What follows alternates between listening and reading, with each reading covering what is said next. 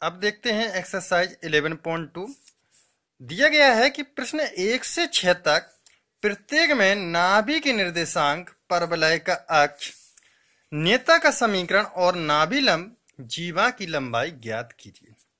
तो 1 से 6 तक हमें ये सभी निकालने हैं। क्या निकालना? नाभि के निर्देशांक निकालने हैं, परवलय का अक्ष, नेता का समीकरण और नाभि लंब जीवा की लंबाई। इसके पहले हम आपको सारा डिटेल में बता ही चुके हैं कि क्या किस तरह होता है। बाई स्क्वायर इक्वल 12x, ये हमें क्वेश्चन नंबर 1 में दिया गया है। ये हमारा एक परवलय का समीकरण है। क्या है? परवलय का समीकरण।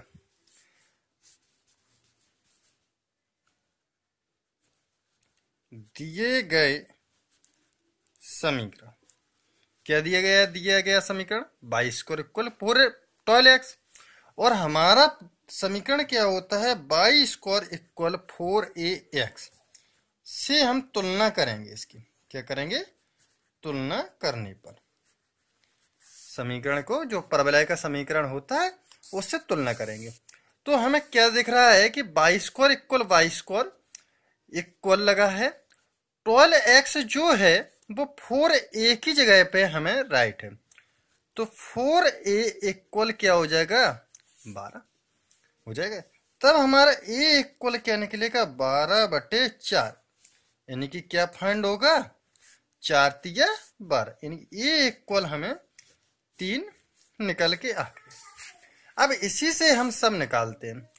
पिछले हम बता चुके हैं कि परवलय की जो नाभि होती है, परवलय की नाभि एक्स अक्ष की, क्योंकि ये हमारा समीकरण कहाँ बन रहा है? एक्स अक्ष की धनात्मक दिशा में बन रहा है, तब नाभि हमारी क्या होती है? a,0 होती है। क्या होती है?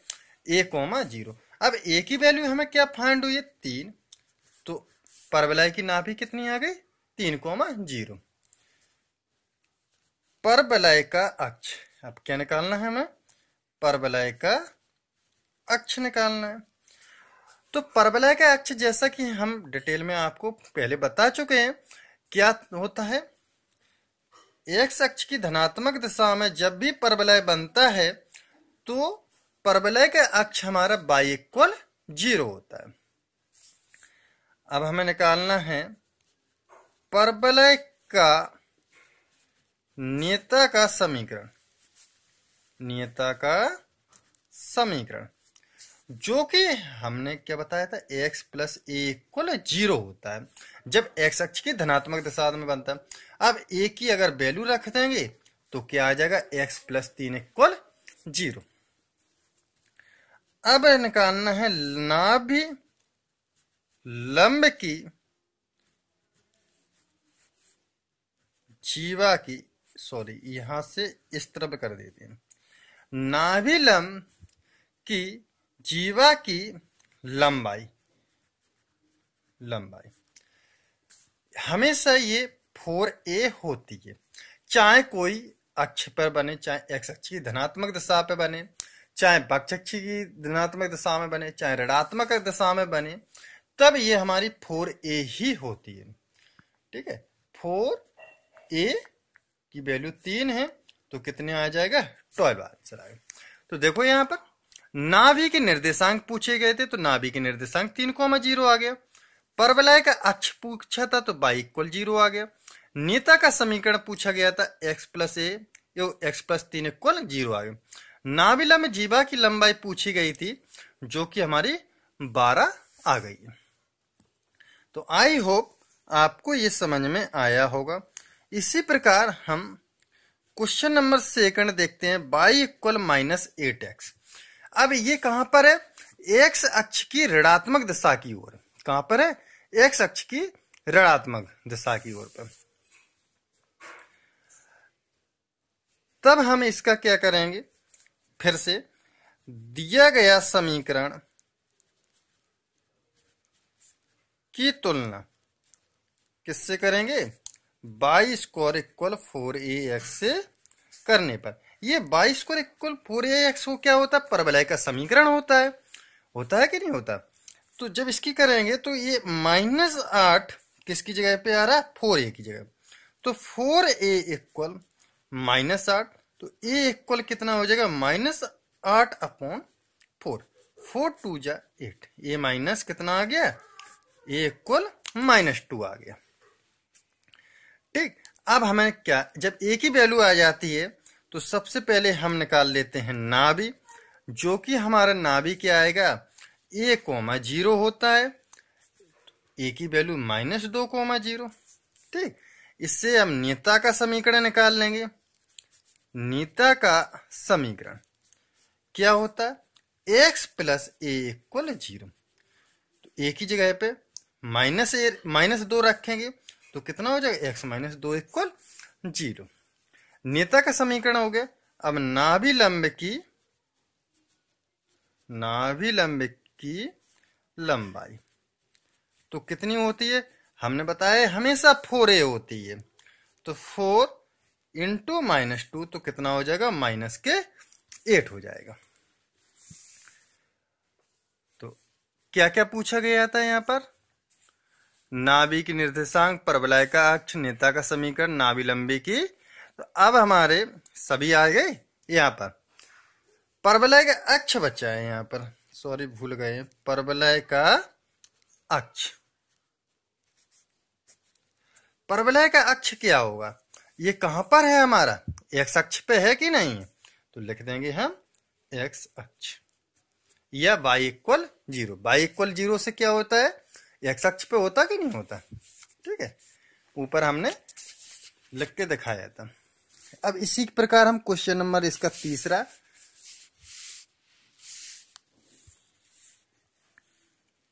दिया है, x equal -16y, x square equal -16y। तो अब ये कहां पर है हमारा, ये y अक्ष पर बन रहा है। कहां पर बन रहा है, y अक्ष पर। तो सबसे पहले परवलय का अक्ष हम निकाल देते हैं, परवलय का अक्ष। तो क्या होगा, ये y अक्ष पर बन रहा है। क्यों बन रहा है, और पूछा जाए किस दिशा में बन रहा है, तो ऋणात्मक दिशा, क्योंकि माइनस लगा है तो ऋणात्मक दिशा पे बन रहा है। परवलय का अक्ष क्या हो गया, y अक्ष पर हो गया। ठीक, ये x इक्वल 0 आ जाएगा तो y अक्ष ही होगा।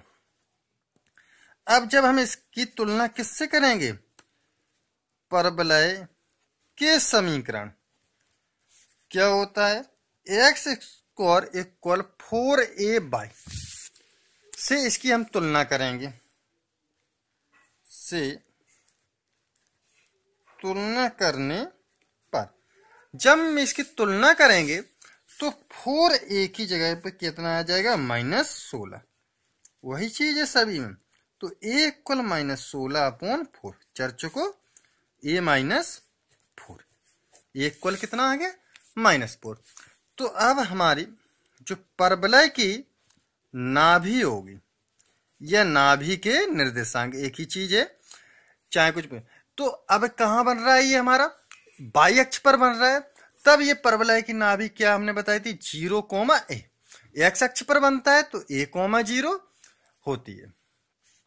ये y अक्ष पर बन रहा है तो 0,a। अब a की वैल्यू कितनी आई है, 0,-4 आई है। नीता का समीकरण निकाल लेते हैं हम, नीता का समीकरण। तो नीता का समीकरण क्या होता है, y प्लस a इक्वल 0।